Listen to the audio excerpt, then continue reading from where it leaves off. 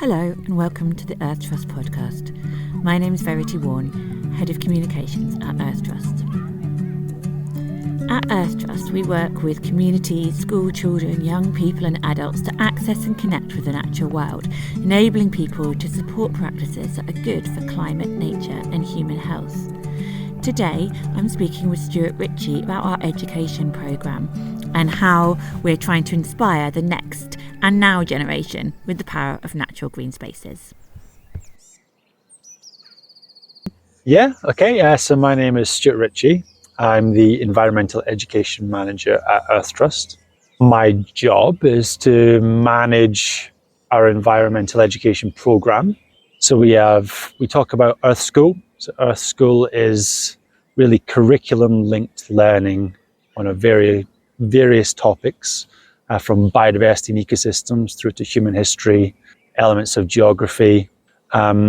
We mainly work with large groups of mainstream schools. Yeah.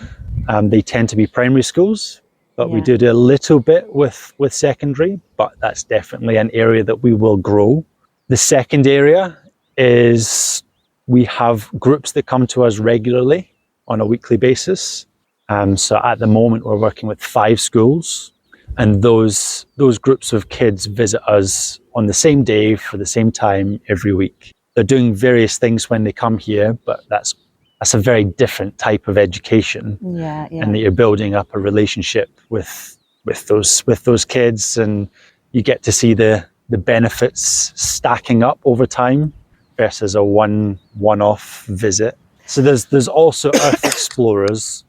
So at the moment that's limited to our Forest Acorns, which is our forest school type sessions for preschool children. And I suppose the way that Earth Trust is unique in delivering that type of session is in our land. In that we are a working farm. We're not a normal, in quotations, nature reserve type setup. It's more a working landscape, and it's great to do that kind of teaching in this setting. So for example, we might look at all the different foods that are being grown on the Earth farm, and that can be a whole session. So looking at them, their different uses, maybe we do some cooking, talk about how they were grown. We might propagate some, sow seeds, grow them on.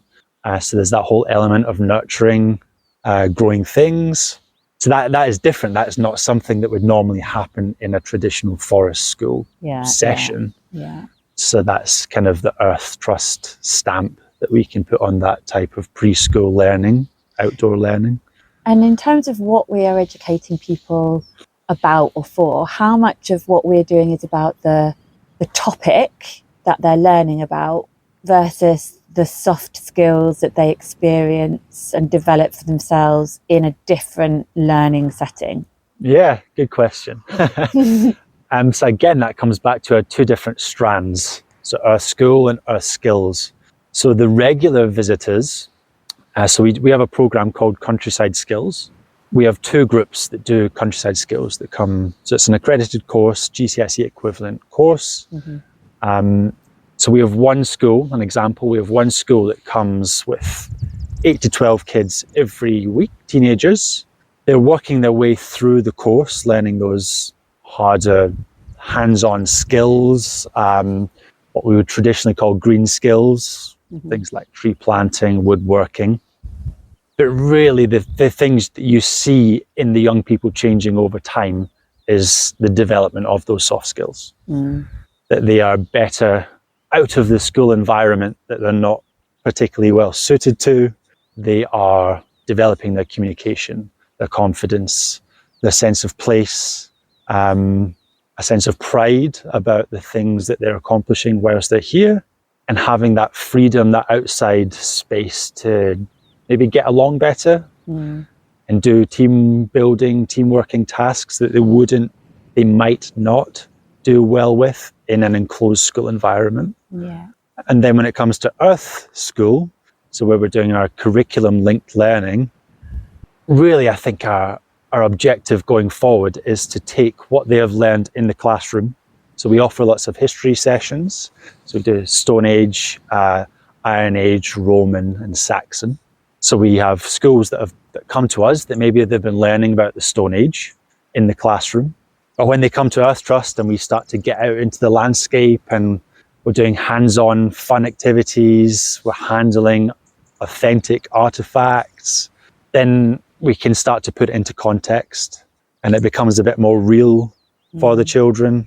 And we get feedback from teachers when they go back to school. They're then feeding all that back in. They are visualizing their visit when they continue their learning.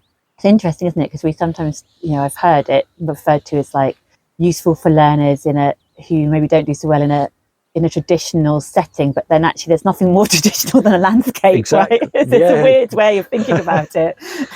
Yeah, like the original setting. It is the original. Yeah. And we all have an instinct. I mean, your instincts kick in when you're outside, your natural instincts that are in all of us. Yeah. But yeah, it is, in a sense, it is unnatural to sit in a classroom and be told facts. Yeah, so it's experiential learning. Yeah. You say. Yeah. And what difference do you see? Well, you've talked a little bit about the difference that you see for some of those regular groups in confidence and skills building. What is there an immediate difference that or impact that you notice for each session, or for the curriculum linked learning? How does that help? What change do you see from the beginning to the end of a session? I suppose so. We deal with small groups. So for us, for the Earth School, so let's say a curriculum linked session on invertebrates and insects. When the kids arrive, they might be a bit apprehensive. They might not know what they're going to be doing. But as soon as you get them sat down, you tell them all the fun and exciting things that we're going to be doing, the things they might see. The enthusiasm starts to build. And then once you get out into a meadow or into a woodland and you start looking at things and they start to get hands-on and searching, that's when the enthusiasm just goes through the roof. And then they're starting to tell you about all the things that they know. Yeah. Which may or may not be correct. And then the enthusiasm spreads through the group. Yeah. So there's a definite change from the start of a session when they get off the coach to when they leave. And yeah, we hear back from teachers that carries on long after they have left. And I think, well, for me, I can remember all the school trips that I went on. Yeah, there are definitely moments. So these bright moments in your memory, aren't they? Yeah, they stick in your mind for decades. Yeah. And do you think that, we've heard, people talk about children not being as connected with nature now, or maybe not knowing kind of how to play in nature, maybe being more risk adverse. Do you see that? Is that true, do you think? What are the problems that we're sort of addressing with our work? I think it varies by group and demographic and all that kind of stuff. One thing that is definitely really obvious is the amount that children spend playing video games. Often that's the main topic of conversation. So when we're walking around, let's say we're going between different areas from the meadow into the woodland, and there's a 10-minute walk. Quite often that's the topic of conversation. That's what you overhear. They're talking about Minecraft and all that kind of stuff. Yeah.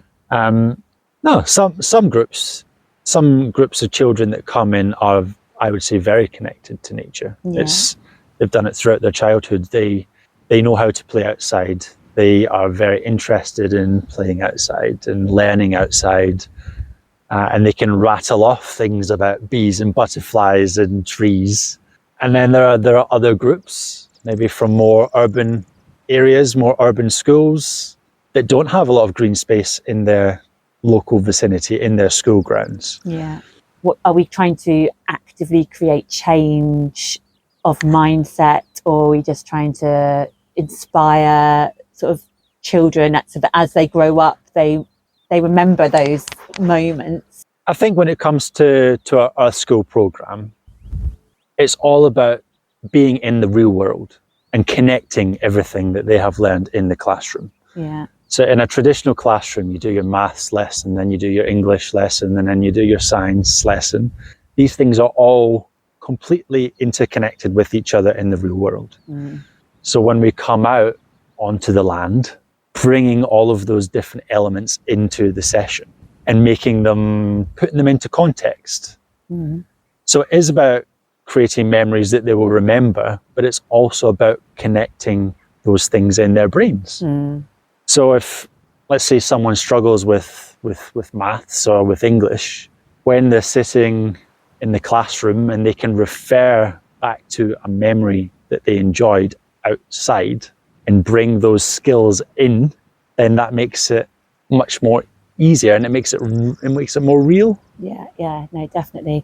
I think it's really interesting hear you talking about that as well, because obviously we talk a lot about, our purpose being how natural green spaces help people address, climate, biodiversity and health. Yeah. You're not sort of using the learning program to say, this is nature, this is how you then must use nature to help support better biodiversity. It's just creating that experience that's memorable, that's special, and then that itself has its own outcome for that individual child.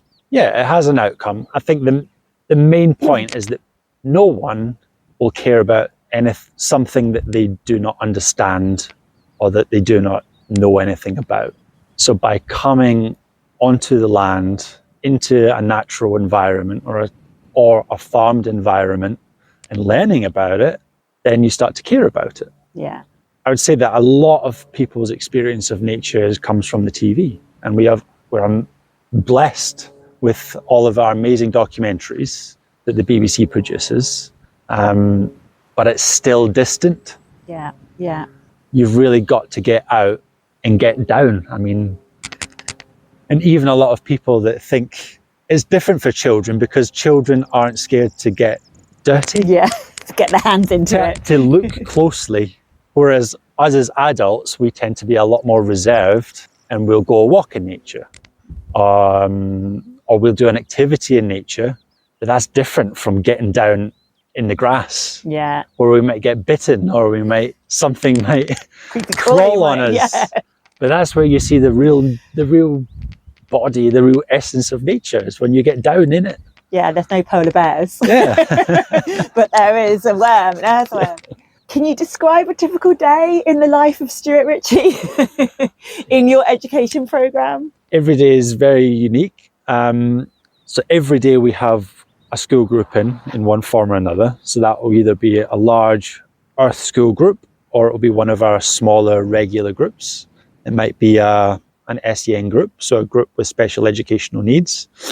In the morning, it's really about getting prepped, getting ready for that first session. We may have 90 children arriving, we may have 3. Yeah. So it's very different level of preparation. The numbers aren't actually the most important thing to get prepped for. Sometimes a group of 3 can be more challenging than a group of 90. Yeah. When the school arrives, we greet them. We want to have that sense that when they arrive, that we're there anticipating them, that we're waiting for them, and that we're excited to see them. We tend to bring them in, welcome them, give them a bit of a safety briefing so that everyone knows the rules of the land, as it were. And then we get out and start doing our learning activities. We tend to have lunchtime around 12. Then we'll do some afternoon activities, finish around 2, send all the kids home. Have a cup of tea. Very quickly. Very quick lunch breaks. And then it's on to admin duties or getting set up for the next day. Quite often we'll finish with a big group and then come back, sit down, and there's 40 emails waiting. Yeah, you can't get away from emails. Yeah. And what's your favourite? Have you got a kind of favourite activity or a favourite sort of conversation that you like to have with the kids? What's your kind of the thing you're like, oh great, we've got this thing coming up today? I think in every case it's just getting their take on it. I like to hit them with a bombshell. Something that they've never heard before. Blows their mind. Get lots of stunned faces, and then what's one of your bombshell facts that gets the most reaction? So on our Stone Age day, we talk about the different diversity of humans that would have shared the planet together. So the most recent estimates are there would have been probably 7 species of humans on Earth at the same time. Wow, I did not know that. I tested Stuart's fact out with my own kids with some quite satisfying results. What is species of humans? 7. I knew there was multiple, but 7 At the same time. Where did they all go? Okay. That is a good bombshell. So it wasn't just us. It's only been us for the last 20, maybe 30,000 years. Before that, there were other types of humans. So we coexisted for a few thousand years. And that opens up lots of big questions. Yeah, absolutely. Because it's not just difference between race or culture. It's a different species of human. Yeah. Yeah, it's always great to, towards the end of a session, if all the kids are getting really friendly and they're really excited and they've had a great time. And there's lots of days like that. Yeah. If the sun's shining and we're up the top of Round Hill, it's just great. You've got a pretty good job, haven't you? It's a good job. Yeah. What direction do you think we're going in with our education programme? Yeah. So with our school, we want to refine it and make it more STEM elements in there. So STEM. So science, technology, engineering, and maths. Really link it with those curriculum objectives and the different curriculum topics. And I was saying there about making connections. So it might be a day on invertebrates, having elements of maths in there, bringing in some technology by using different equipment like microscopes, bringing in a bit of storytelling, a bit of art. So really emphasizing the importance of those connections in a real world setting. Yeah. And then is there anything else in terms of where we're delivering or how we deliver the work that might change? Yep. So we've got our fantastic Earth Lab building, which hasn't been, because of the pandemic, primarily, hasn't been utilized because it's an indoor space. So really maximizing the utilization of Earth Lab and our outdoor physical assets. Yeah. And I think they're a great blend. Yeah. We also hope to, or we will be developing a new growing area, so for fruit and vegetables. So to make that link with the Earth Farm on a much smaller scale. That's exciting. That all of our regular groups and perhaps some of the Earth School groups can also have a hand in. So from propagation of fruit and vegetables, nurturing the plants, through to harvesting and cooking. So that's a whole other strand of skill, life skills that can come out of our weekly engagement. We hear about eco-anxiety being something that young people are experiencing. Is that something that you come across or see the impacts of? Do you see the nature of questions or conversations that you're having with children? Are they any different now from, say, when you first started? Yeah, there's definite questions. I wouldn't say, so we mainly work with primary schools. I wouldn't say there's a huge level of anxiety there. Yeah. In comparison to, at the moment, I've noticed recently quite a lot of kids asking about elements of war and stuff like that coming into their drawings. And so you can see they're really thinking about it and it's concerning them. But I haven't seen that level of anxiety with the primary kids in terms of climate change.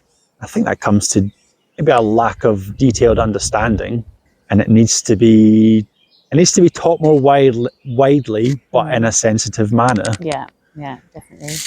And how people can, I guess that the eco-anxiety tends to stem from people knowing there's a massive problem, but feeling helpless in the face of that problem to do anything about it, doesn't it? Yeah. So I guess if you're creating this sense of agency, that then helps to alleviate some of that pressure. But also being positive about it, being positive about the potential solutions. Exactly. Do you think children are more environmentally aware about just generally about why we should look after the environment? Yeah. I think there's a big difference between younger children now, so years 1, 2, 3, They've got a lot more knowledge about the natural world than their counterparts that are now 5 years on. Yeah. So it's definitely coming into primary education and those connections that they're starting to build. Yeah. I'm Verity Warren, and you've been listening to the Earth Trust podcast. Thanks to our education manager, Stuart Ritchie, for talking with us today.